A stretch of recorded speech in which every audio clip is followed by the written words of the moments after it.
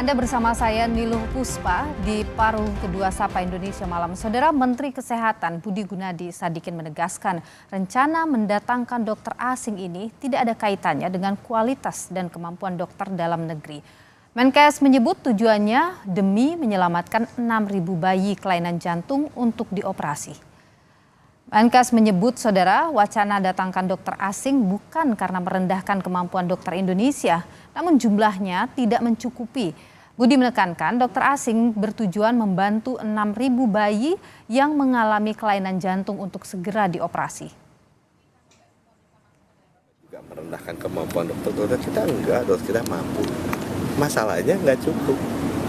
Dan lebih dari 6.000 bayi setiap tahun mengalami resiko kehilangan nyawa.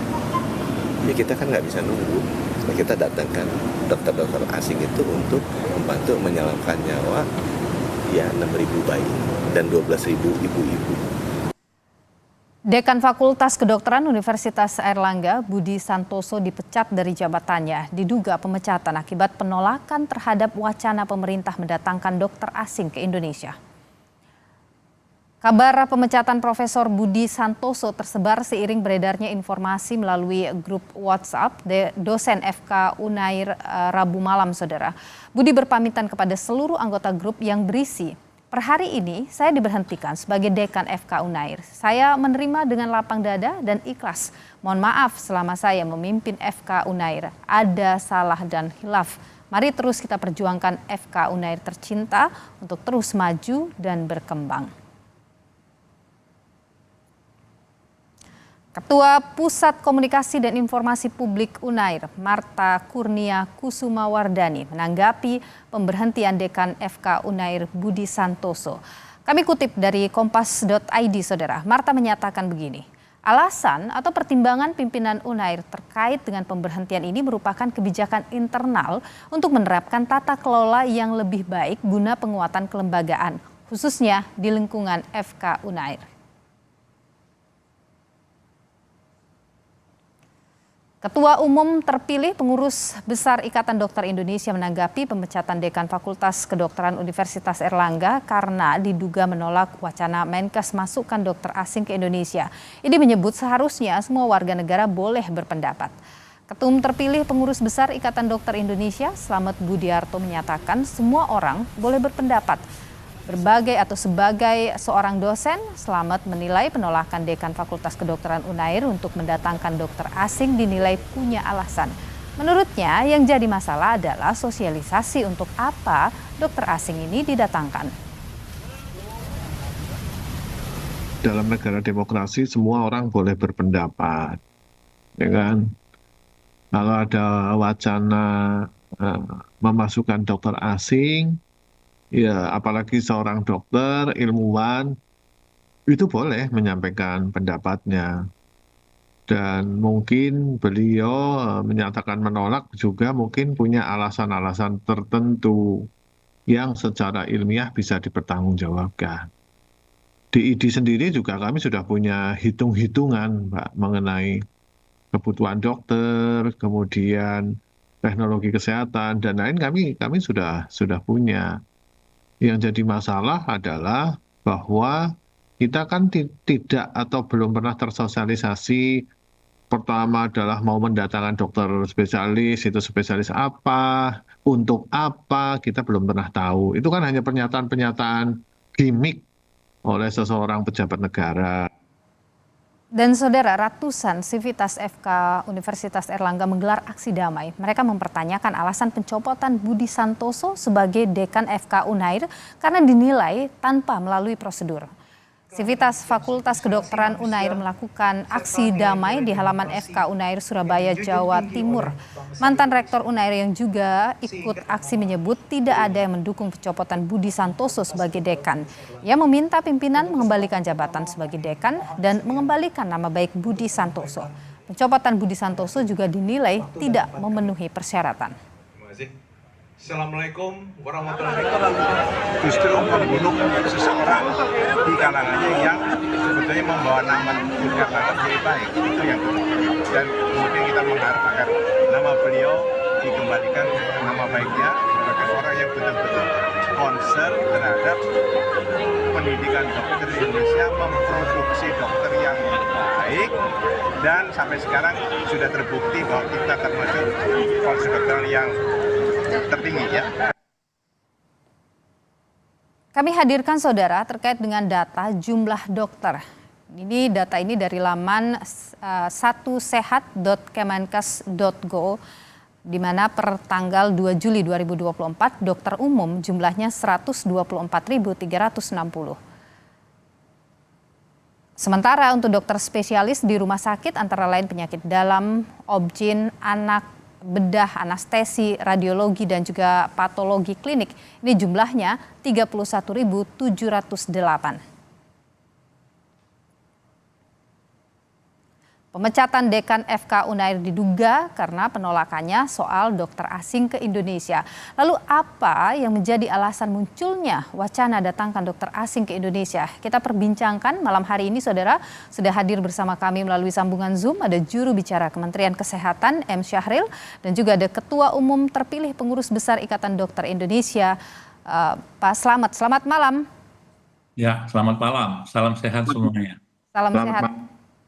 Baik, saya ingin ke Pak Slamet dulu ini bicara soal pemecatan dekan ini karena diduga menolak gitu wacana dokter asing masuk ke Indonesia. Anda sendiri melihat ini bagaimana?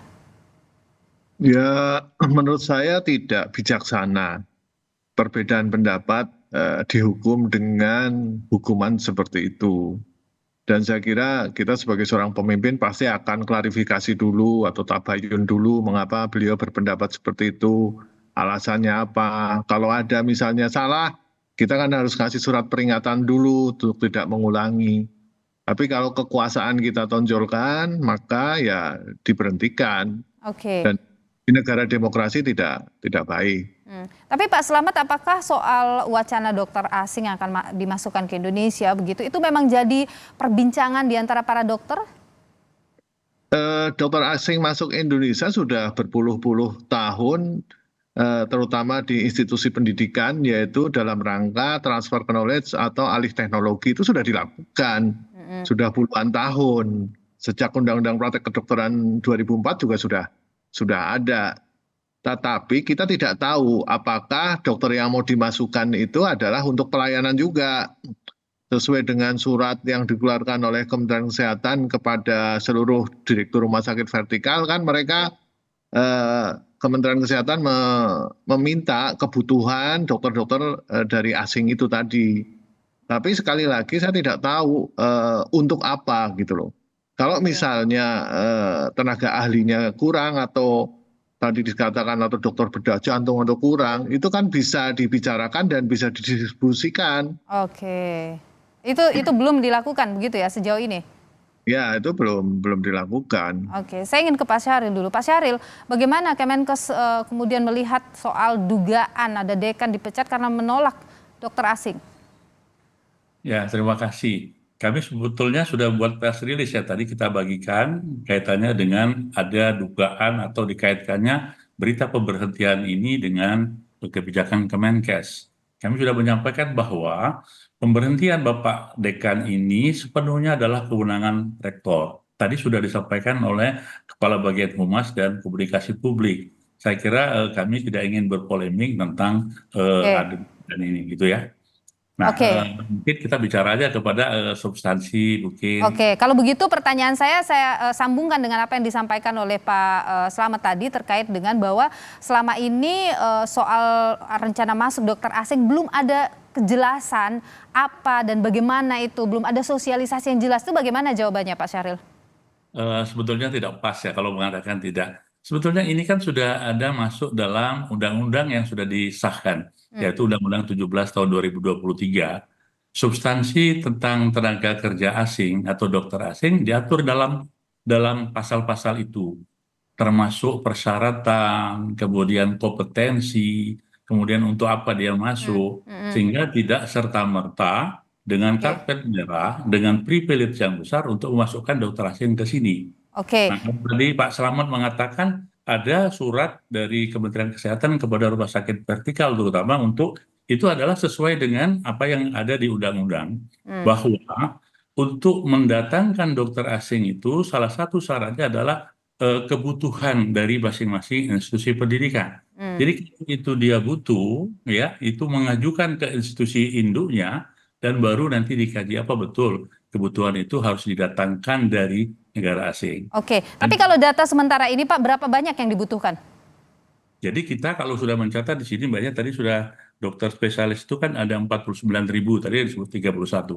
Tapi kita secara umum bukan hanya di rumah sakit tapi seluruh yang ada di puskesmas pun ada dokter spesialis itu kita total 49.000 dan saat ini kita kekurangan 2.700 ya untuk Oke. spesialis hari ini dengan rasio 0,17 per 1.000 penduduk.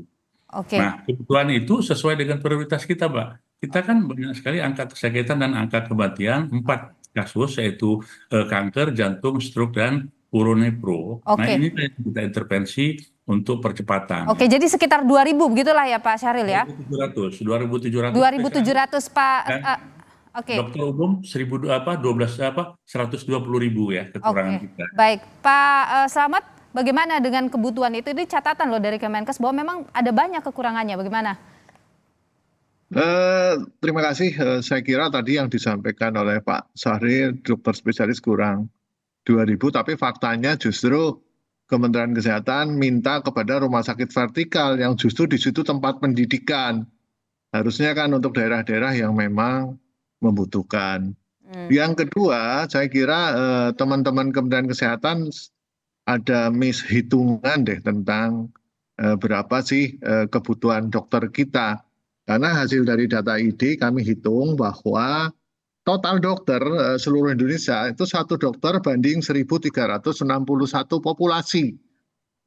Itu untuk total dokter ya, jadi dokter umum plus dokter spesialis.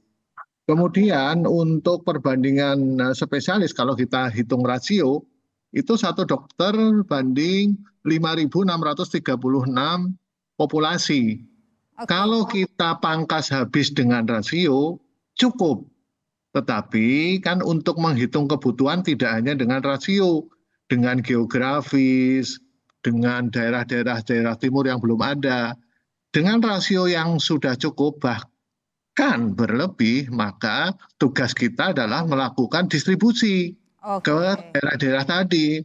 Tapi itu kan saya yakin teman-teman Kementerian Kesehatan belum melakukan itu atau melakukan itu tetapi mengalami kesulitan. Ambillah jalan pintas tadi. Oke, Pak Syahril, ini katanya sebenarnya mencukupi tapi distribusi yang jadi masalah. Ini yang harusnya diperbaiki begitu Pak Syahril?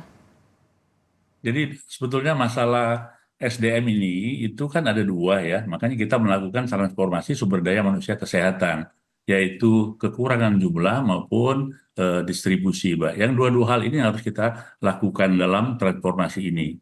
Nah, tadi kalau Pak Slamet mengatakan rasio, memang mungkin dengan caranya ID, tapi kami ini adalah pemerintah yang berdasarkan kebutuhan yang dianalisa oleh Bappenas, Pak ya. Kalau dokter umum itu kan 0,28 per 1.000 penduduk, sedangkan spesialis itu 0,17 per 1.000 penduduk. Ini Bappenas yang merumuskan dan menetapkan, sehingga kita berhitung ada kekurangan 2.700 seluruh Indonesia untuk spesialis dan ada 120.000 untuk dokter umum. Nah, dengan kekurangan itulah kita melakukan transformasi dengan cara apa? Yaitu jangka pendek dan jangka panjang. Jangka pendeknya akselerasi, ya tentu saja kita mendatangkan tenaga-tenaga bantuan sambil kita memproduksi yang memang harapannya dalam waktu singkat, tidak 10 tahun ke depan gitu Pak ya. Jadi kalau begitu Pak, artinya apa yang disampaikan oleh praktisi diabaikan, tidak diajak berdiskusi begitu terkait dengan kebutuhan dokter ini?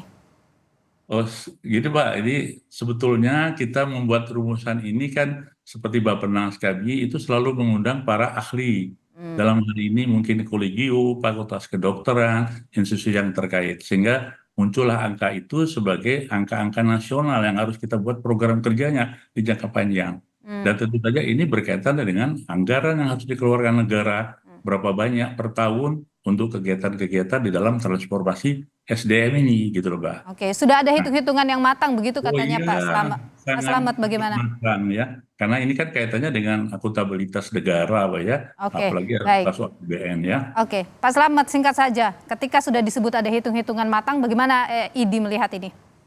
Ya, itu sangat ironis sekali manakala katakanlah kita kurang dokter. Tetapi sampai hari ini pemerintah hanya mengangkat lulusan dokter dari 100% hanya 18 sampai 20%. Oke. Katanya kurang, tapi hanya mengangkat seperti itu. Jadi Kembali solusinya lagi, bagaimana kalau menurut Anda sebaiknya? ya diangkat semua lah kalau memang kurang gitu loh. Kenapa hanya lulusan dokter yang diangkat hanya sekitar 18 sampai 20%? Yang kedua adalah teman-teman Kementerian Kesehatan mungkin tidak melihat dari angka kesakitan. Misalnya satu dokter itu banding 1.000, ya kan? Dari 1.000 populasi itu yang sakit hanya 10%. Artinya dari 1.000 itu hanya 100 orang yang sakit yang datang ke dokter umum. Nah, berarti satu dokter umum itu sehari hanya meriksa 4 pasien. Oke. Kalau 8 jam kerja berarti 1 jam lebih 30 menit hanya satu pasien. Apa hitungannya seperti itu? Oke. Yang kedua, Ya, singkat saja kalau Pak.